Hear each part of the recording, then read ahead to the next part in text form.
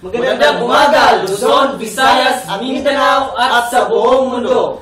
Ito po ang programang patuloy na nindigan sa isang daan tungo sa katotohanan. There's no other way. Jesus is the only way. Nagbabalik ang inyong programa. Ito po ang isang daan program.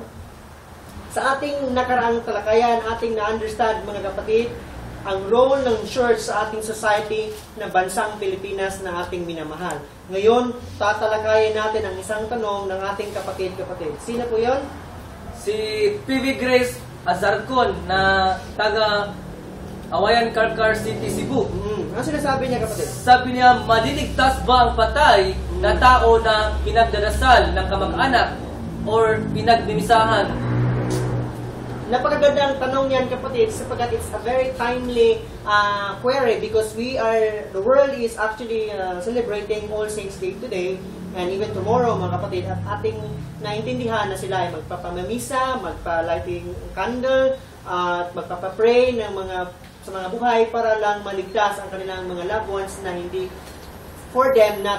ligtas, mga kapatid. So, ating talakayin ang first point natin, bakit hindi tayo naniniwala sa ganyang mga bagay. So first point, mga kapatid, there is no salvation after death.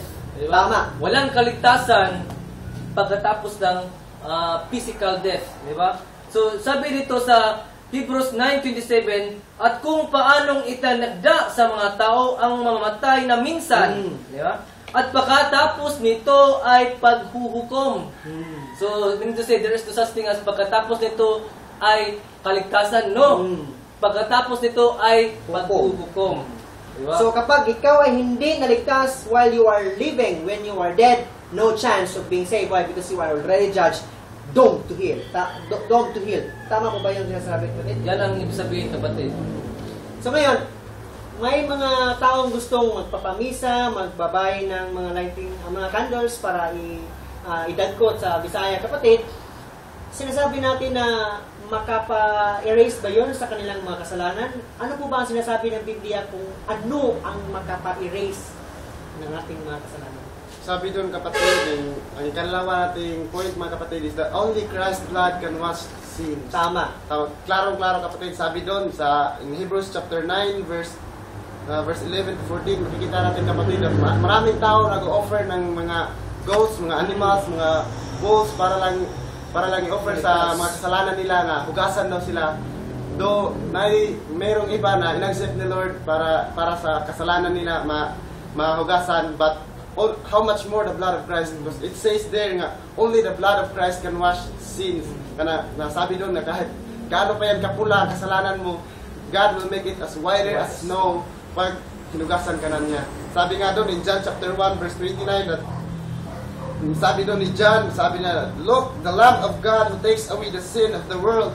Ibig sabihin doon, si Jesus Christ is the only one who can wash away sin.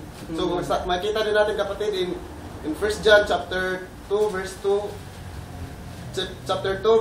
sabi doon that He is the atoning sacrifice for our sins, and not only for ours, but also for the sins of the entire world. So, ibig sabihin, kapatid, hindi lang sa kasalanan natin, but pati sa kasalanan ng buong mundo, mga kapatid. Tanging si Jesucristo lamang ang makapaghuhugas at wala nang iba. So, mga kababayan, it's so clear, explained by brother kapatid na Brian, kapatid na Kevin, na sinasabi natin na erase ng ating mga kasalanan ay hindi mga man-made. Hindi candle, hindi misa, hindi pray ng ibang tao, kundi ang dugo lamang ni Kristo Jesus. So sinasabi natin ni Jesus Christ yung makapagwawala sa atin ng kasalanan. So ibig sabihin, kapatid, wala yon. Hindi yan effective. Walang taong maliligtas sa pamagitan ng mga gawain na yon. Only the blood of Jesus Christ we can be saved. Ang sinasabi ni kapatid ni Brian na kapag ikaw ay buhay pa, dapat doon ka mag-seek ng salvation. Kasi ang sinasabi doon sa 2 Corinthians 6 chapter 2, I'll be reading in the New Living Translation. At sinasabi dito, kapatid, for God says, just at the right time I heard you. On the day of salvation I have helped you. Indeed, God is ready to help you right now. Sinasabi, right now, today is the day of salvation. Mind you, kapatid, ang recipient sa letter na ito ni Paul are living people and not dead people. Am I right, kapatid? Ang sinasabi doon, the dead people cannot read these things. Why? Because they do not know how to read at that time now because their mind is already been decayed already. So in that case, kapatid, mga taong buhay pa, ang sinasabihan dito na today is your salvation. Now, kapag ikaw ay namatay na, that is not today already. Because only God in this time will help you. Only in this time God will help you. Sinasabi dito, indeed, God is ready to help you right now, today, not tomorrow na ikaw ay patay na. Diba, kapatid? Ano po ang next natin point? May kaapat mga kapatid na point is the soul is priceless. Tama. Hindi natin mabibili ang kaluluwa mga kapatid. Sa isang kandila lang. Tama kapatid. Even our own salvation, we cannot buy, we cannot sell our salvation. But it says there, the soul is priceless. Mababasa natin kapatid in Psalm 49 verse 6 to 9. Sabi doon kapatid, that those who trust in their wealth and boast of their great riches, no man can redeem the life of another. Sabi sabihin kapatid, walang kahit isa ang kapag-redeem sa buhay ng kapwa niya, kundi si Jesus Christ lamang. At even in or give to God a ransom for Him. In verse 8, the ransom for a life is costly. No payment is ever enough. That He should live on forever and not see decay. So magkita natin kapatid, hindi tayo pwede makapagbayad ng kahit ganong kalaking halaga para lang mabuhay tayo forever. But mayroon doon mga kapatid, sabi doon kapatid that we cannot boast to our riches nga mananatili tayong buhay. Those riches nga nandito sa atin sa mundong ito is just a temporary thing. Temporary lang. Kasi pagdating natin sa langit, o saan man tayo mapupunta, there is no riches, there is no such thing as wealth. But there's only one, the glory of God, praising and worshiping God there in heaven. If you go in hell, there's a lot of sufferings, there's a lot of gnashing of teeth because of that. The blazing furnace of fire, mga kapatid. So, kapag kukunan natin ng conclusion ng sinasabi ni kapatid Kevin, ang sinasabi natin kapatid na kapag tayo ay bibili ng mga candles, pagpapamisa tayo, dapat we are paying actually a ransom for that.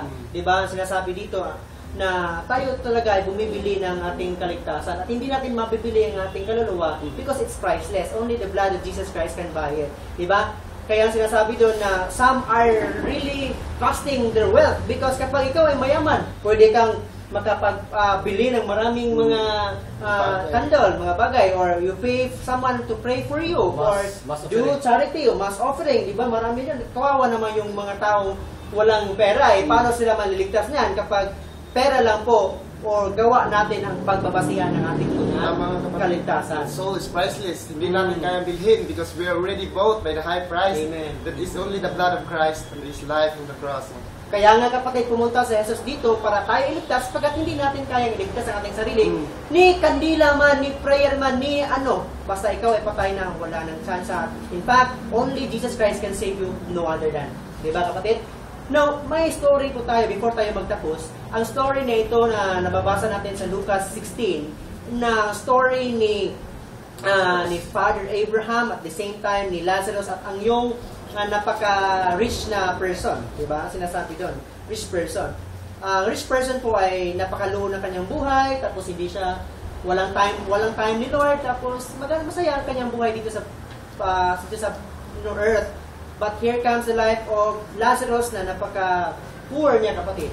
Walang kain, humihingi ng pagkain sa rich. In fact, ang rich people na na hindi pinangalanan, hindi nga marunong magbigay kay Lazarus. In fact, ang kinakain na niya yung mga mga leftover lang po. In fact, may sakit siya sa kanyang balat na nililik or the dog was licking his wound. By the time na sila ay namatay kapatid, nakita natin ang story nila ay nag-iba. Pagkat yung rich ay nasa baba na napaka-init na kanyang kinalalagyan. Tapos yung si Lazarus ay napaka-happy niya with the Father Abraham. So, ang sinasabi ng rich person, ang sinasabi niya, Father Abraham, pwede niyo po ba na papuntahin niyo dito? Or even the tip of the finger of Lazarus na ilagay niya sa tang niya para at least mahimasmasan yung init na kanyang na experience. Ano sinabi ni Father Abraham? Sabi dito sa Lucas Kapitulo 16, versikulo 20, Ano sabi ni Abraham, kapatid? 25. Dapat what sinabi ni Abraham, anak, alahanin mo na ikaw ay tumanggap ng iyong mabubuting bagay sa iyong pamumuhay. At si Lazaro sa gayunding paraan ay masasamang bagay. Datapwat ngayon ay inaaliw siya rin at ikaw ay nasa kahirapan. At bukod sa lahat ng ito ay may isang malaking banging nakalagay sa pagitan namin at ninyo upang ang mga mag-ibig tumawid buhat dini hanggang sa inyo ay hindi maari. At gayon din walang makatawid mula diyan hanggang sa amin. Di ba? At sinabi niya, mamanhik ko nga sa iyo, Ama, na suguin mo siya sa bahay ng aking ama. Stop muna tayo doon, kapatid. Atin naintindihan na may malaking bangin na hindi pwede ni sino man na tumawid, di ba, kapatid? So, kapag ako ay nagpe-pray sa mga dead loved ones ko, na gusto ko na itawid yung unsaved loved ones ko sa from hell to heaven, ay hindi na pwede. Pagkat sabi ng Abraham, may bangin. And in fact, walang kandila, walang prayer ang makapawala ng bangin na yun, di ba, kapatid? Sinasabi doon, walang pag-asa talaga kapag ito ay patay na. Di ba? Yun ang punto ng ating Biblia. Now, continuing, kapatid, ang sinabi doon, Sapagkat ako'y may, sabi ng isang rich, sapagkat ako'y may 5 kapatid na lalaki, upang sa kanila'y patutuhanan niya, baka pati sila'y mga parito sa dakong ito ng pagdurusa. So, nakita natin na yung rich man, hindi niya ibig na yung mga brothers niya ay makapunta sa kanyang nilalagyan sapagkat napakainit, di ba? So, yung 5 kapatid niya. So, in verse 29, dapat what sinabi ni Abraham, nasa kanila si Moses at ang mga propeta, di ba? Nasa kanila si Moses at mga propeta. Bayaan sila'y pakinggan nila. Di ba? So, there are many preachers, there are many pastors, there are many evangelists, there are many teachers of salvation declaring gospel, di ba, sa ating sanlibutan. So it is your right or choose to whether you will hear it or whether you will reject it or whether you will accept God or whether you will neglect God. Tama, kapatid. So in fact, ating naintindihan sa sinasabi ni kapatid Brian na ang sinabi ni Father Abraham na tayo ay maligtas ay hindi po tayo ay magpapapray or tayo ay magpapamisa. Ang sinabi niya doon ay merong propeta at sugo ng Diyos at siya lang po ang makapag-share kung ano ang way ng kaligtasan. Pagkat sila ay they will listen to the word of God preached by His people. In that case, brothers and sisters, we do not have any hope with man. Okay? Only in God, and at the same time where you are living, you hear the word of God from your preacher. So in that case, kapatid, ating naintindihan kung bakit talaga na tayo ay sure na tayo ay papatungo sa langit because of Jesus Christ before we die. At saka, kapatid, may addition lang ako, sige, di ba? kapatid. Yung mga kandila, yung kandila, yung masses ay hindi makikumpara yung power, the power of the blood of Jesus Christ, di ba? Because the power of the blood of Jesus Christ is more powerful than candles, more powerful than any offering masses. In fact, that's blasphemy, kapatid, di ba? Okay. Because you are negating and underestimating the power and effect of the blood of Jesus Christ. Jesus said, it is finished. Your salvation is finished. His blood is enough to save you. Bakit ka pa mga nangailangan ng iba? Tama, kapatid. Ngayon, kung wala na tayong last na mga statement, kami po ay nagpapasalamat sa inyong pagsubaybay ng aming programa. Sa susunod ng ating talakayan, kami ay magsasabi sa aming pagtatapos sa buhay na walang hanggan. May daan. Isang daan. Jesus Christ is Lord. Paalam po. God bless.